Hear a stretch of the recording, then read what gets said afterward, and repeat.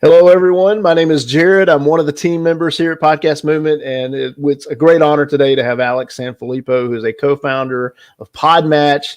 And I'm hoping he's going to share a little bit about Podmatch, but today's topic isn't really focused on that. Today's topic is about decoding the Instagram algorithm. And if you're like me, Instagram, I'm not leveraging it to its full potential.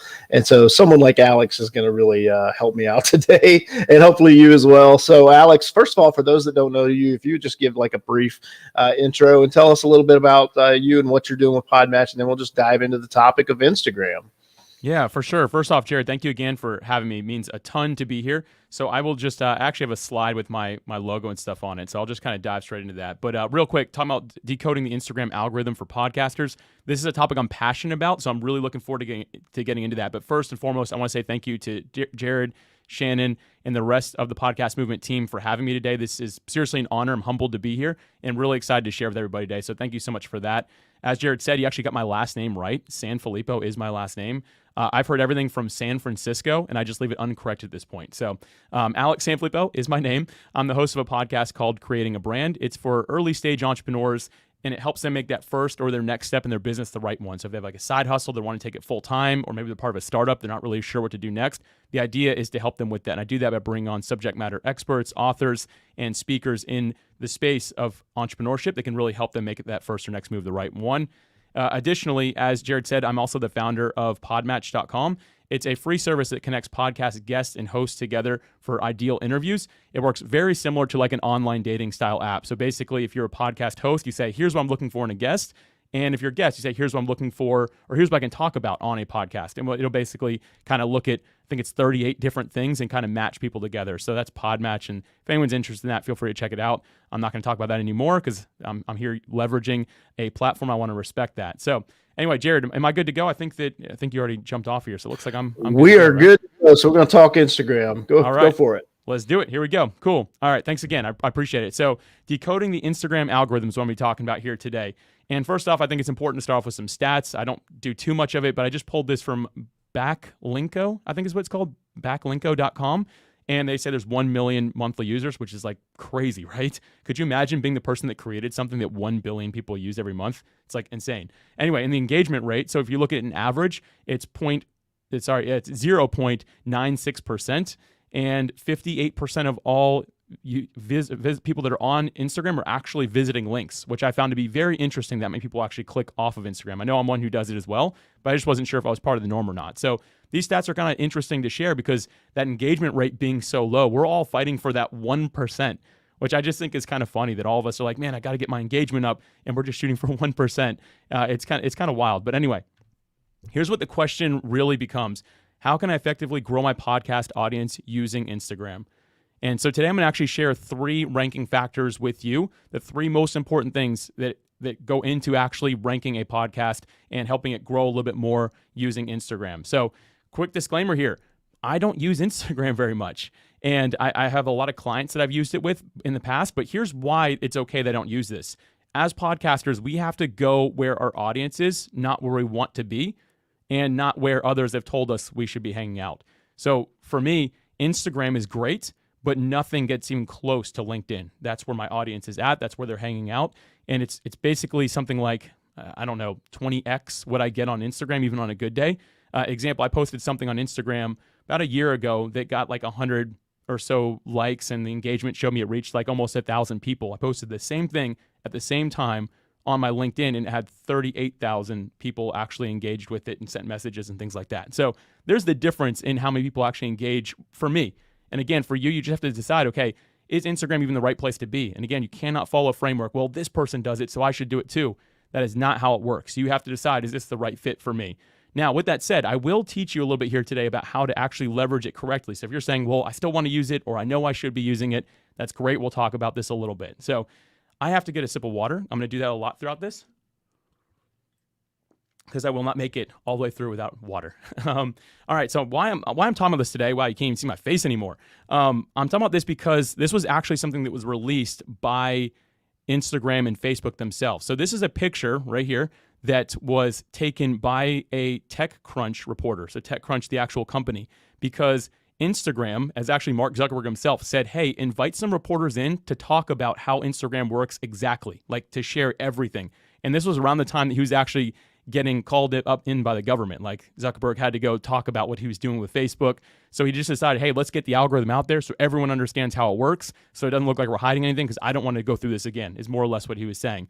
So here was the problem with that. This guy who's sharing in this picture, I'm not even sure what his name is. He's one of the executives at Instagram. And all the reporters that were there were very technical people. So they did this write-up about how Instagram's algorithm works, but it was in like a code language. Like they wrote it, and I must have read the thing 1,000 times on all the different websites. I'm like, I don't understand what these people are trying to say. So anyway, what I've done is I took a lot of time and consulted with a lot of different people that I know that are really big on Instagram and tried to figure out, okay, what is it that they're saying exactly, and how can we use this to leverage on our own profile so we can actually grow. So what I'm sharing today is not anything that I made up, anything that I learned. I am just following what Instagram literally says about their own platform and how it works. So with that said, it doesn't make me look like an expert necessarily, but I can tell you I understand how it works. And when Instagram's staff was asked how it works, like how the algorithm works, they talked about their big three. So the three most important things. And here they are right here: interest, timeliness, and relationship. The three most important things on Instagram. And I'll dive into these, so don't just feel like I'm going to leave you hanging here. But these are the three most important things with all of your content on Instagram. And we'll dive into that in just a minute here. But first, I want to show you this picture. This guy's going to show up a little bit. He was a client that I worked with for a while, and he has a really successful Instagram. We'll look at it a little bit later, and we kind of built that out together. He's now like, he's good. He's really good. I learn a lot from him now. But what they're actually doing with Instagram is they're using AI to determine what a picture is down to every last detail. Now, Instagram's actual AI tool for how they evaluate an image is not public, so you can't see it, but it's very similar to the way that Google's works. And Google's actually has a beta that you can use. So I just ran this through Google's actual image AI is what it's called. So if you want to see this for yourself, go to cloud.google.com and it'll let you upload an image and it'll give you all these crazy details about it. So if you look here, you can see in this image that it says like joy. So that's like the main thing about the picture. Like you can tell we're not sad or angry or surprised. Like it's actually picking like that's face one, and you can switch over to face two to see like how people are feeling and things like that. You can go to objects, so it'll tell you like what's around the person. There's something that says labels right there. So it's actually gonna look at a shirt, determine what brand that is, and link to that brand as well. So it'll like know what brands you're wearing and stuff like that. It's crazy, like the way that this stuff works. And I imagine that although Google does pretty good, Instagram's is probably even a little bit more advanced. Again, they don't share what that does exactly, but this is how it works. So the reason I'm bringing that up is because they know what you like. Like they actually know down to a T, probably better than you do, what you are interested in, because they can see your trends. They can tell what you're doing, what's happening on there. And so this is a really important point, because I think a lot of us get the wrong idea about how Instagram works. Their goal is not to throttle your content. It's not to ban your content. The goal is not to make you pay to share more of it, although you can do that. That is an option. I'm not going to talk about that today. But the goal is to show people what they want to see, all with one thing in mind. They want to just wow the people that are on the platform. They want them to stay there scrolling for as long as they possibly can. They do not want you to leave the app. That's why when you even click a link, and they don't ban links that are external anymore, because it stays, if you notice it, it stays in the app. It just like does a pop-up.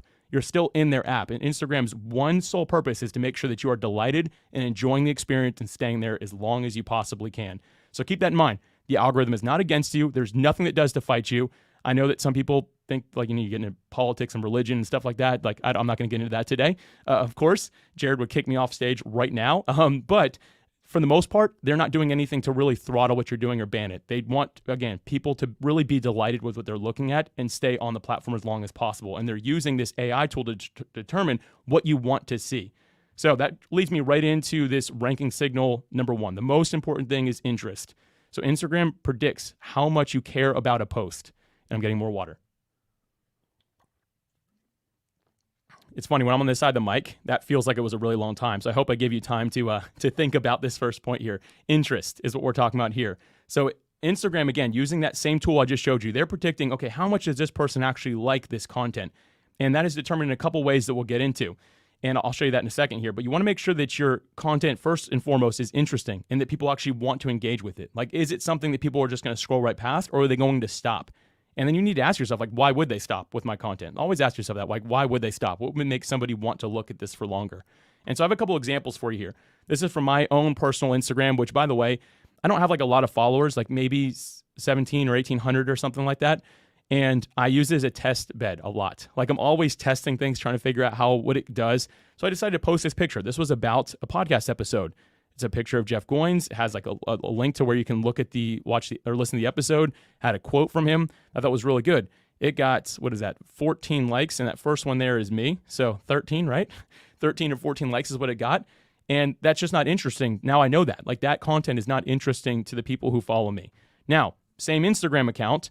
This is me and my wife in what I like to call our natural habitat, if you will. Like this is where we hang out. So you can notice there, that one had 131 likes. So a lot more likes based on those two images. So again, this was something that people saw. It's about my podcast. I want to share it. It's important to me to share it, but people aren't interested in it. What people are interested in is this. They want to see me and my wife in our natural habitat, right? Like that's what's interesting to people. So when I learned this, I decided, you know what? Let me do more posts with my wife. Maybe people really like it. I'm going to go get a professional photo shoot done. Like we're going to hire a photographer. We're going to get some sweet pictures. This is a great picture. I mean, look at my wife in that picture. She looks fantastic, right? And so I was like psyched about it. Notice the likes on that, 66. I was like, oh, that's a bit lower than the last one. And here I was not long after that, posting this picture, a selfie. I took that on my phone. My phone's not even a great phone or anything like that. And it had 97 likes. So hold on a minute. Here is kind of interesting to people. Professional photographer came and took this picture. I paid money for it, right? 66 likes. But here's one of just me taking a selfie, and our people find it more interesting. So again, people are not even looking for content that's really heavily curated, and Instagram knows that. Instagram can tell that this picture right here, so looking at the, I keep pointing the screen wrong way. So this picture right here it can tell this is a picture that was taken by a professional. Instagram can tell it by pixel count. I don't know, all kinds of things. Again, like in that algorithm. And they realize, okay, not as many people like that. But when I show something like this, it was on my phone, it's with my wife. Instagram knows people like that a lot. So we want to make sure that we show more people that because they're interested in seeing that. Fun fact for you guys here. My wife and I always make jokes about how we have to stay together for Instagram because our people like us on Instagram. We actually love each other, so that's not true, but it's a funny joke around our house. So anyway, all right, back on point. The point here is to make sure you're posting the right content for you. So make sure that it's the right content for you. Now, I say that because a lot of us, we've developed our strategy or lack of strategy, if you will, for me at least, on Instagram based off what we've seen somebody else do that seems to work successfully. There is no right or wrong way to do this. Now, I know that big name podcasters will tell you this is what you do to be successful on Instagram. And you got people like Gary Vee that says this is the framework. All due respect to Gary Vee, he's completely wrong. He doesn't understand how the algorithm works. He understands what works for him. And him telling you to do certain things is not good advice. You only know this by testing. And to test it, you got to get out there and start just posting things and see, is this interesting or is it not? So always make sure that you think about what's true for you with Instagram because the algorithm is curated to each individual person who uses the platform, not in general. This is how we work. No, it is completely individualized. That's how that AI works. So make sure that you're posting the right content for you, that your followers, that your people are actually interested in. So you have to keep that in mind.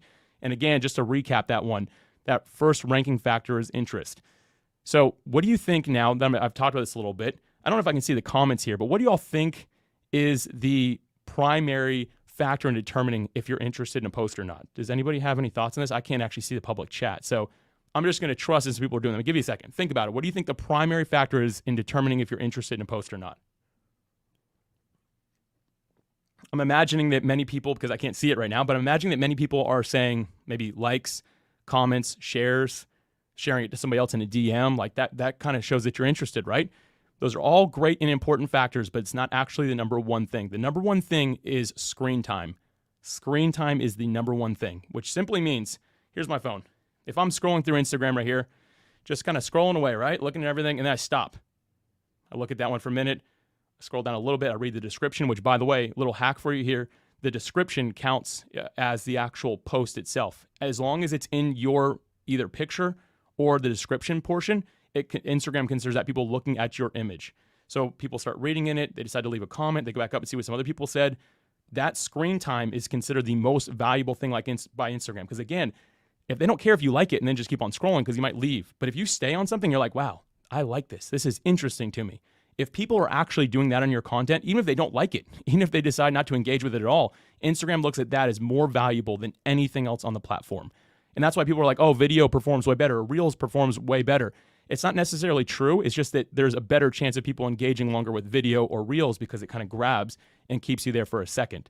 So anything you can do to keep people from scrolling right past your photo. And again, even if they quickly like and comment and stuff and keep on scrolling, that doesn't matter. The most important thing that Instagram's looking at to gauge your interest is how long someone sits on your image or your description, because those work together. So utilize the descriptions as well. Make sure you keep them compelling so people will actually be interested in reading them as well. So that right there, like that hack alone, I mean, that's worth all of our time here today. Just that one thing. When I learned that and I actually tested this, I tested it with not my accounts. I have other accounts that most people will never know about because they're clients that I've worked with. They saw an increase by, I mean, like literally 10x increase on everything when they made very engaging, interesting content, longer descriptions that were interesting as well. People hung out on their images. They actually saw a huge boost. So it's a really important factor that we all have to keep in mind, screen time being that most important thing. So the whole idea, like I said, is to make sure we get people to stop scrolling and start looking at your content for longer. That is our ultimate goal on Instagram, is how can we do that?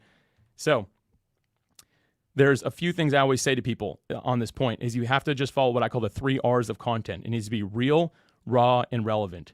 Is what you're posting real? Like, does it actually look like something that is actually happening in your life? Is it raw? Is it unedited? Because that's really the way the Instagram is going more and more. Like I showed you, even for me, the curated, really nice image I paid a lot of money for didn't do as well as the dumb selfie that I took on my old iPhone 10 or whatever it is at this point. And is it relevant? Does it actually matter to the people that you are connected with? So always keep that in mind, the 3 R's of content. Before you post anything on Instagram, is it real, raw, and is it relevant? And I'm going to share a couple other things on this point before I move on to the next one that will actually help you out a lot. These are some other hacks that I kind of realized. I hate using that word. I even told myself I wasn't going to say hacks. I'm going to call them bonuses. So we're going to talk about a couple bonuses real quick. First of which is to recruit upline supporters. So what is an upline supporter? There's people on Instagram that have a lot of followers, right? So they have a lot of followers. If you know any of them, what you can do is ask them, which I recommend doing off Instagram, because Instagram also tracks who you're DMing, and they'll make someone an accomplice of yours. So if you chat back and forth too much and you're liking each other's comment, it'll determine that, okay, their opinion isn't really valid because they know each other really well. So they might just be trying to help each other. That's also why pods don't work, because it puts you all together as like a giant group of accomplices that are just trying to boost the algorithm. And that's why they were able to fix that really quick. Fun fact for you there. Upline supporter simply means that person who has more followers than you, a more engaged following. I shouldn't just say followers, like an engaged following. When they go and like your image or comment on it or just look at it for a few seconds, then what that does is tells Instagram, okay, everyone who's interested in this upline supporter or this influencer, if you will, everyone who's interested in their content might be interested in this person's content as well, because again, that influencer is interested in this. So let's show some of their followers what that looks like as well. So you got to think about that. Like that's probably one of the biggest ways you can kind of work their system a little bit is like recruit that upline supporter or multiple. If you can find people that are bigger than you on Instagram, some influencers that will like and engage with your stuff, then that's interesting to, like, Instagram will show that to more people. Because again, say, okay, if Alex is interested in this, maybe other people will be as well. So let's just show them and see if it works. Now, if you're posting not great content and no one likes it, the next time that's not going to work. So you have to, again, post content that's actually interesting. So I already mentioned writing longer descriptions. You can't just write long descriptions that are like clickbait or don't say anything. Like it's got to be a true story. It's got to be something that's interesting to people. Again, that's where like the rawness can come in. Like you can talk about the emotion that's going on in the background if you're good at that. And if you're not, don't waste it. Like don't write bad descriptions just to have something there. I'll show you more about that in a little bit on like an idea I had for one that I'm going to do. And the last thing is to chat with people in your comments. So to actually chat with people in your comments. What I mean by this is, and I'll show you a picture of this in a little bit, is instead of just hitting like the little like button when someone comments, granted, if they just give like a thumbs up or something like that, that's fine. But if they actually like, oh, this is such a cool post, I really like it. I typed it. I meant like this, right? So if they're like, oh, this is so cool, I really liked this post, then reply and be like, oh, did you notice in the picture, blah, blah, blah, blah, blah, this in the background, or did you see that? Or how have you been? I haven't talked to you in a while. Actually get a conversation going, because again, that brings people back to that piece of content, which again is going to boost the algorithm because people are back there hanging out, which is showing Instagram this is relevant content that people are interested in. Let's show more. So have an actual conversation there instead of just being like, thanks, appreciate you. You know, actually be like, hey, thank you so much for being here. How are you? Or like anything exciting going on in your world, right? Like do anything you can to really keep it going. Don't be annoying. People don't want to just answer questions, but have a good conversation around your content. All right. I can't read comments. I hope you all are with me. I'm getting water and then moving on to my second point. Man, that's good. Florida water. Tell you what. All All right. That was so weird. Sorry. Ranking signal number 2, timeliness. Timeliness. So this is what Instagram is doing when it comes to prioritization. It always prioritizes new content, which you can tell, right? Like no one's really liking things that you posted 6 months ago. What people are engaging with is the most recent thing. And that's the way Instagram is designed, to always have new and fresh happening. So how do they actually determine what timeliness is? First off is the first 60 minutes of the post. Now that can change any point. They could change that to 30 minutes. I don't even know if they'll announce if they do. Basically, the first 60 minutes of your post, Instagram is automatically evaluating how it's doing. Is it getting likes consistently? Did it get likes for the first 10 minutes and then it dropped off? Did it actually stay consistent all the way through? Like Instagram's actually looking to determine, okay, is this still relevant content is basically the idea. Like after you post it, from then on, it's like, is this still relevant? Is it still relevant? And it watches for that drop off. Like if you're having a lot of people like it and then it kind of teeters off, right? Kind of slows down, just like flatlines, then it's no longer new. That content is now considered old content, which is sad how fast that happens, right? With how much time we put into this stuff. So when you are posting on Instagram, you want to make sure that you're going to post in a time when you can kind of get that timeliness right. We've all got analytics on Instagram now, which is actually pretty easy to read. Look to see when your followers are online, and then you want to post right before that. So when they do show up, you're one of the first things they see because it's fresh content. Even with Instagram, Instagram's like, ooh, this person just posted something new and it's actually posted new. Like, let's show it to them and see if they'll engage with it to keep it new, if you will. So make sure that you're looking at your analytics and don't post when you feel like posting. Post instead when you realize that, okay, my audience is on in 15 minutes from now. I'm going to post it in 10 minutes from now, so I'm 5 minutes before them. So that way when they show up, they can start seeing it right away. So look at those highs and lows, look at the days, and then determine, okay, this is what I'm going to post. And don't just do it one time and like set it and forget it. You want to make sure that you're consistently evaluating this and looking at this and doing a deep dive with it. So here's the other thing. If you use a tool like Buffer or Later or any of those others that basically schedule out social media, they're good. They're not going to hurt the algorithm at all. What is going to hurt is if you, again, you set it and forget it. So what you want to do is if you're using those, I use Buffer myself, but I make sure that I know when it's going to post from Buffer, and then I go online right as it's doing that, and I start engaging right away. So I make sure that I'm in the comments. So when someone's like, ooh, Alex, this is a really cool post, I can right away respond to that person and have a conversation, right? I can start that up. So make sure that you're looking at that, because if you're just post something, sit back and like, let's see what happens, then really quick, it's going to start to drop off, because Instagram is also looking, is this person engaging with their own content, or do they not find it interesting? Are they just trying to be clickbait and get everyone they can? So make sure that you're looking to that, and then also attract other people to your actual profile from other profiles. So you want to go to other people that you know and leave something on one of their new posts. Like go around and do some intentional engagement around people that you want to also come and see your profile, because you know it goes. If I go comment on something of yours right now, you'll probably click over my profile. Oh, you'll see, oh, Alex has a new post. Oh, I'll leave something on his. Like that's just kind of like a natural exchange that happens. So you want to be doing that, especially in that first hour. And so I mentioned, again, I told you to see this guy, Jared, again, one of my friends. He's really good at this. This picture's a little small. You can't quite see it, but he has full conversations. Like you can look at some of these comments. One of them it shows 5 replies. I think that says 7 replies. I think my eyes used to be better than they are now. Anyway, and 3 replies. So basically you can see he's actually starting true conversations. And this was one of his first times really trying to do this in a big way. And he was able to drum up a lot of like really good amount of traction for this post, which was promoting his new book that he had released. As you can see, there's over 1,000 people that engaged with this just from likes alone. And I remember he sold like a ton of copies of his book just from doing this. So make sure that, again, like you're keeping it relevant, you're keeping it interesting. Now, before I move on, I'm going to quickly talk about one more thing. As long as, going back to this last slide, as long as Instagram is showing that, you know what, your post is continuing to get traction, it's still considered timely, new content. When you hit minute 60 and Instagram still sees it's fresh, it doesn't just drop it off. It says, okay, give them another 30 minutes. Okay, people are still engaging with it. All right, give them another 15. Okay, still engaging. Give them 30 more, right? Or give them 15 more. I'm not actually sure on the number. I don't think they've ever posted that anywhere. But the idea is as long as you can keep engagement up, Instagram will continue to promote it and consider it, I'm doing air quotes here, new content. And that's why during, I don't know if you all remember this. I don't want to bring up COVID. That feels like forever ago, but not really. I do live in Florida, so maybe it kind of was for me. But there was this post, and it was just somebody like washing their hands in a sink. And I know everyone's Instagram, again, it's completely different.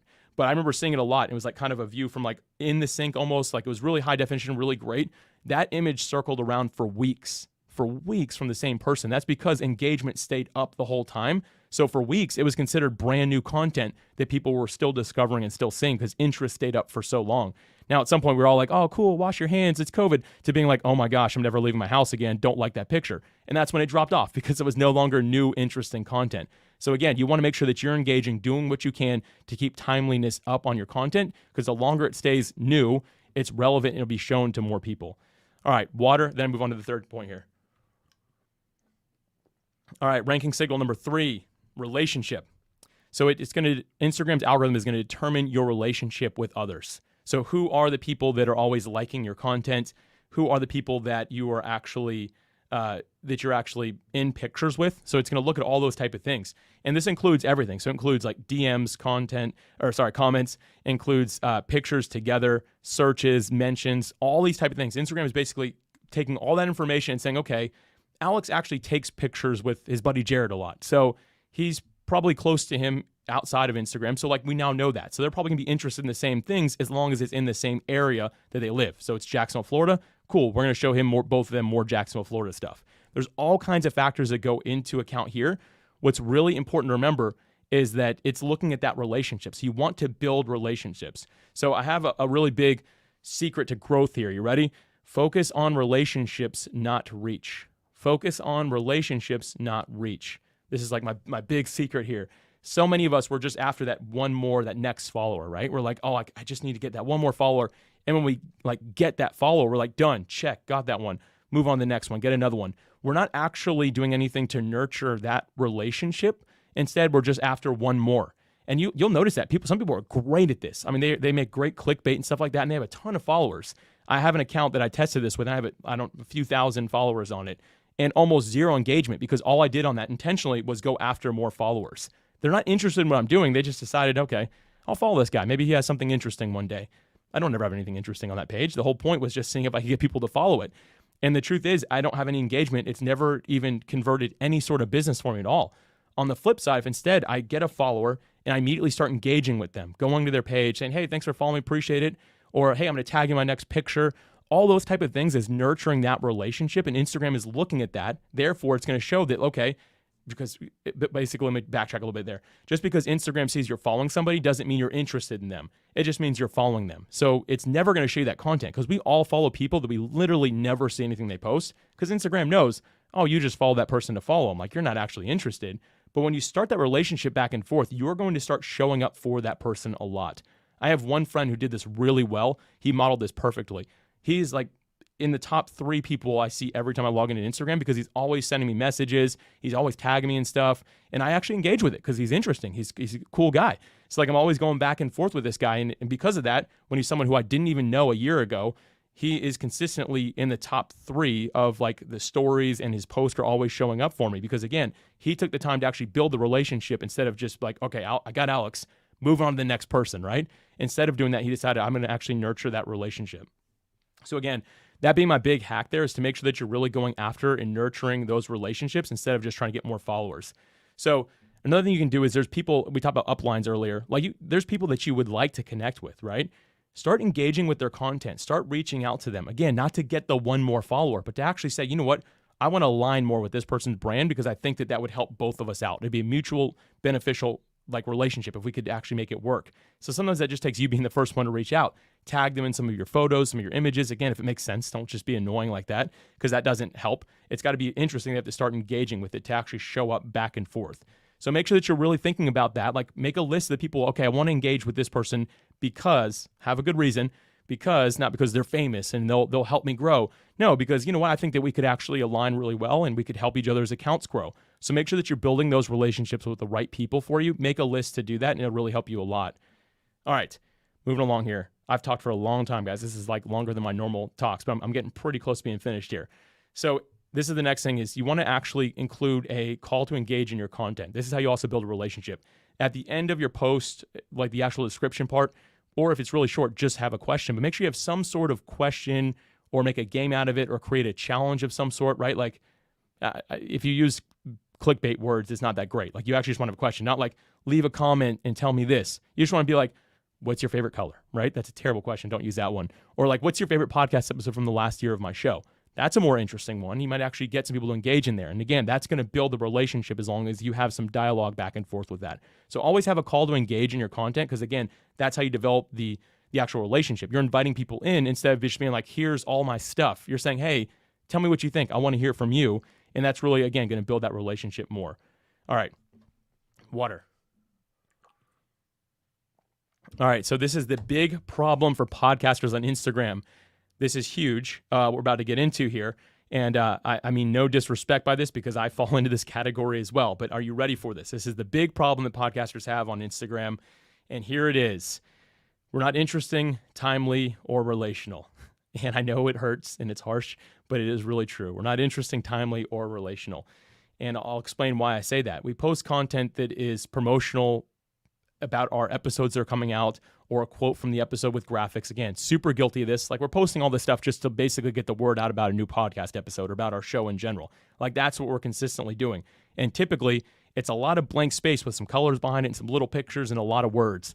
And that just isn't interesting to people. Like, and it's not really timely. And why I say it's not timely is because we post at 6 a.m. when our episode is released, because we want to make sure that people know this episode is out now. Well, guess what? Our followers are sleeping at 6 a.m. They're not interested in what you have going on at that time. So the first hour goes by, no one sees it, and it's not interesting anyway. So it's not going to get shown to many people. And the other thing we do is, because we're like, oh, I know how to make this thing work, we start tagging our guests in the episodes instead of building a relationship with the audience. So we're like, I got this big guest. I'm going to tag them in it. Maybe they'll share it. Maybe that'll help. Even if they do, it's not really going to help much. And you've seen that. I've seen that time and time again. The truth is, it needs to be more focused on our actual listeners, not necessarily a big guest or an influencer that's going to help us out. We want to build a relationship with the audience that we have. So again, harsh stuff. I don't mean to be mean by saying this. I'm really here to try to help. And this is advice that's really served me well. So I'm not trying to be harsh or mean, but we have to start finding ways to actually work with the Instagram algorithm instead of just trying to do our own content. So, of course, I'm going to share the solution with you, right? Like, we have to come up with a different approach. So I'm going to show you a few examples here, and then I'll end this thing, and we can kind of get into some Q&A. So Jordan Harbinger, great example. Here's his Instagram feed. I just went and took a picture of it. He doesn't have anything about his podcast in here. He does all that in his story. But even when he does it in his story, it's fairly interesting. But in his Instagram, this is like part of his show. It's where he links to from his website. He's just posting interesting stuff about what he has going on. And he talks to his audience. And if you like read some of the posts, like, it's very interesting. Like, I enjoyed going through these posts, and I thought that was pretty cool. Another person is Hala. Some of you may have, she's like an up and coming podcaster doing pretty well.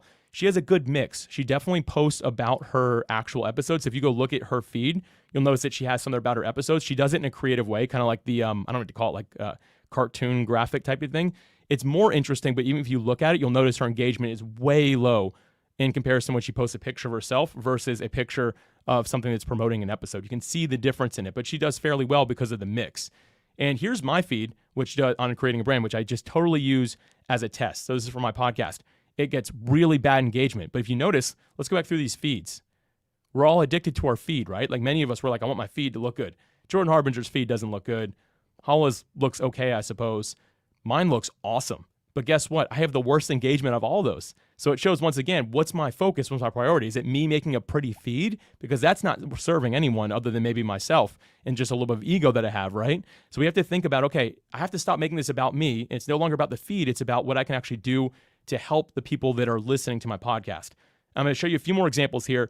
And disclaimer, I just went to Instagram and I typed in hashtag podcast episode is what I think I typed in. And these are just the first ones that came up. So I am not picking anybody on anybody by doing this. You can see mine right here. Mine aren't great either. But these are some ways I'm seeing people do things on Instagram. So again, if you're here, I'm not picking on you at all. This was one.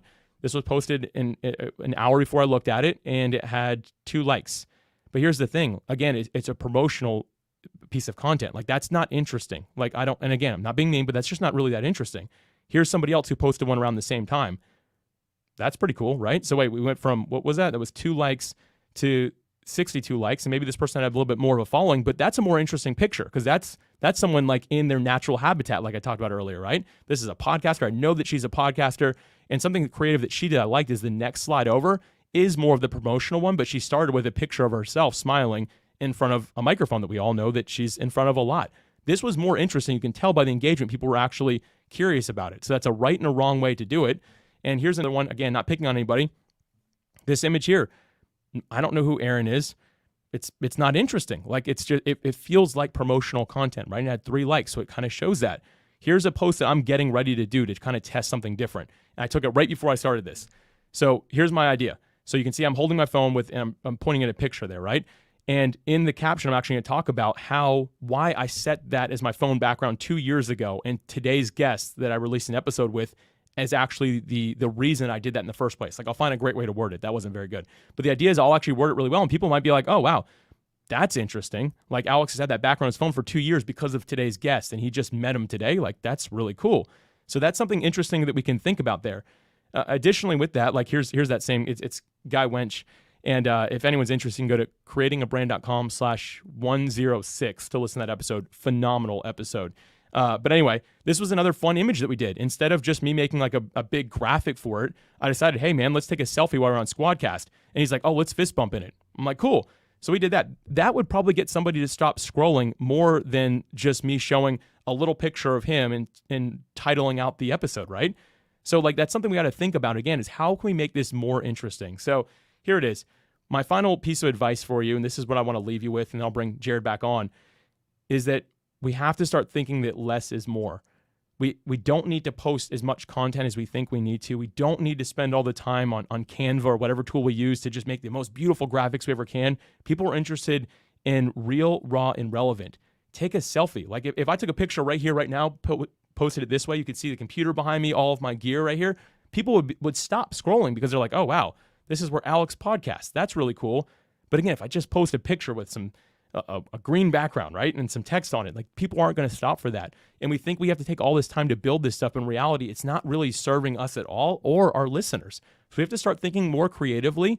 And actually, again, it being less, being more, it would take me a lot less time to take that picture right now than spend an hour trying to create another graphic that no one's going to see. So you have to start thinking about it this way. You got to make sure that, again, it's really going to interest people. And to kind of go back over those three things again, those big three, it's got to be interesting. You got to focus on the timeliness of it to make sure you're posting at the right time. And what's the relationship that you are building with the people on Instagram? And that, for me, that's going to be it. And again, I hope this is really helpful for everybody, because the point here is just to make sure that we're using our time wisely. And if we're going to use Instagram, to use it well. So thank you again, everyone, for having me. If anyone's interested, I know we're going to do some Q&A. You can always email me. It's just alex@creatingabrand.com. And with that said, Jared, I'm excited to bring you back up here because I've been talking way too much. Oh, no. And it's if you need a sip of water, go ahead. So Oscar, he says, really good info so far. What about audiograms?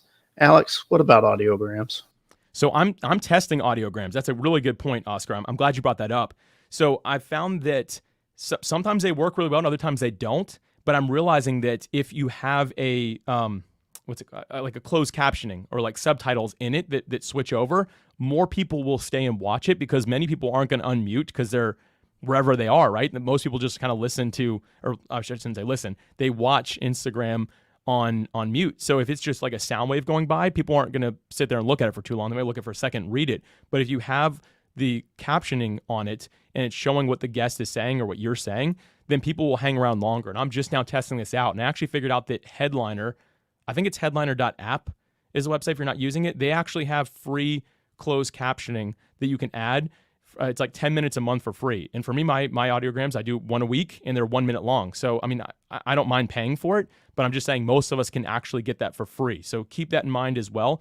But audiograms are something I like to do because I do believe they add value. Even if less people watch them, if anyone does, I think that they're very impactful. But I'm going to start adding those closed captionings to see if that helps. Well said. This is from Emmanuel. How about hashtags? For some of us with a low following, how does people get to see it before liking and commenting? Another good question here. So when we're looking at hashtags, you want to not use like podcast episode. You want to find more narrow focused, more like niche hashtags, if you will. So like more so on the topic that you have. Hashtags aren't proven to actually help or hurt anything necessarily. Some people might find it, but most of the people who go to hashtags are probably doing the same thing as the person who posted the picture and used the hashtag, right? The people that are just looking for more engagement and stuff like that. Now, again, if you can find a small community of people that really built something around a certain hashtag and you use that as long as it's relevant, then that will actually help you a lot. But as far as using like hashtag love or hashtag, I don't know, picture of the day or whatever, like all the big ones are, they're not going to help. And a lot of us, we think wrongly about that because we see the big number. Ooh, 1 billion posts or whatever it is, like under this hashtag. I'm going to use that one. When you're better off saying, oh, this one has 50 posts in it, but guess what? It's actually people are engaging all that content, and it really relates well to what I'm sharing. So you want to be really careful with hashtags. Don't fall for the seductive big hashtags that everybody likes to use. Look at the smaller ones, see if there's a community around it, see if you can become part of that somehow, and that'll actually serve your image well versus going after just the big ones that everyone else uses. Well said. And this is from Oscar. I find it tedious to reply to comments through the mobile and web version of the site for Instagram. Are there any tools to make conversations a little more efficient? I think that you it's a good question. I don't enjoy that either at all, Oscar. But I know that you can on Buffer. Buffer has they have different paid tiers. I think it's a bit more expensive. Like it actually costs quite a bit. So I wouldn't necessarily recommend it. But like if you have the budget and you're using tools already, they probably all have something similar where you can reply straight from those. I don't know what that does to the algorithm because you're technically not on Instagram then. I don't know. For me, it's just kind of the hard work you have to do, even if it's just at one point during the day. So again, less is more. If you just post like 3 times a week instead of 10 or whatever it is that you post, just say, I'm reserving 3 hours a week to engage on Instagram, and just let that be the only time you spend on there. Shut it down the rest of the time. Just that 3 hours that you have a new post going out, or the hour after you have each post going out, basically, to spend some time engaging, and as long as you need to. So it takes a little bit of strategy, and it's not super fun. For me, I think I post right now twice a week. So I spend 2 hours a week, and I don't spend any other time on Instagram at all. So I'm not using it other than those 2 hours, but that's just kind of the devotion you have to have if you want to grow there. It goes back to what I said originally though. If Instagram isn't the right place and your audience isn't there, then go where they are. Make sure that you're really focused on finding them and serving them where they are instead of trying to make them where they're not. All right. We've got another question here. This is, what do you think of running Instagram ads? Yeah, so very powerful if you know what you're doing. I don't. I've hired that out and seen a lot of great traction. For me, I tried setting one up myself and it just didn't work. Instagram ads are great. I have a few friends that I won't recommend here publicly just for sake of the platform, but if you're interested, I can make some recommendations on people. They have a continuous ad going about their podcast, and apparently it converts very well for them. I'm personally not doing that right now. Nothing against it. It's just not something that I was really interested in. But if you know what you're doing, it can work really well. Yes. And a lot of comments that are just like this one. Awesome information, cool. Alex. Thank you. Appreciate that. Thank you. I mean, we just got so many. Let's do a couple more. Here's Kathy. Love that less is more. Thank you, Kathy. That's Jeffrey, awesome. This is awesome info. I love Jeffrey. That dude is the man. Jeffrey's such a good dude. He really is. Here's another one. I'm liking this. Yes. Yeah. Okay. I mean, this is a testimony to Alex and his humility and his greatness here. Thank you, by the way. And then Stephanie says, awesome. Thank you, Stephanie. So let's, as we start to close down here, when you mentioned the email, let's just put it in the chat here. Where can people connect Alex if they want to either stay connected with you online or they want to shoot you an email? Where can they do that? Yeah. So, I mean, everything I have is at creatingabrand.com or it's just alex@creatingabrand.com. Alex at creatingabrand. Yep. Thanks, Amy. Just now saw your comment too. That's cool. So people can reach out and check in with you. I hope that they'll do that. Yeah. I can also go to creatingabrand.com. They should also check out podmatch.com. Alex, we really appreciate your insights here. Look forward to having you back to talk about LinkedIn. Hint, hint. I'm consistently learning on that one. I'm not quite as ready on that, but I always consider myself to be a student, even with Instagram. Like by no means do I come from. If I sounded like I was trying to be really confident or conceited with this, that is not me. I'm a lifelong student. I just learn and continuously learn and do my best to share it with others because I just believe that. I think it's the Helen Keller quote where she said that alone we can do so little, together we can do so much. For me, it's all about passing on anything I learned to the other people I care about, and I really care deeply about podcasters.